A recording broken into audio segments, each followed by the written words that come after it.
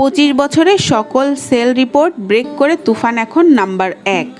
আর এই সবই সম্ভব হয়েছে আপনাদের ভালোবাসায়। তাই আপনাদের শুভকামনা। তবে এর আয় সম্পর্কে বিস্তারিত কিছু বলেননি রাফি। এর আগে তিনি বলেছিলেন, তুফান শুধু ট্রেলার, আর এর আসল চমক থাকবে তুফান 2-তে। তুফানের সুবাতাস বয়েই চলেছে যেন। জানা গেছে, অগ্রিম টিকিট বিক্রিতে অস্ট্রেলিয়ায় রেকর্ড গড়েছে তুফান। মুক্তির 10 দিন আগেই সেখানে 2000-এরও বেশি টিকিট বিক্রি হয়ে গেছে।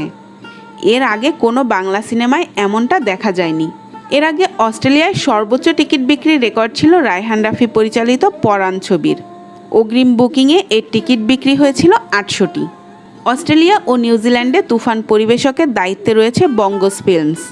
প্রতিষ্ঠানটি এক বিবৃতিতে বলেছে, অপ্রতিরোধ্য সাড়া পাওয়ার পরিপ্রেক্ষিতে বাংলাভাষী থিয়েটারে প্রথম সপ্তাহের প্রায়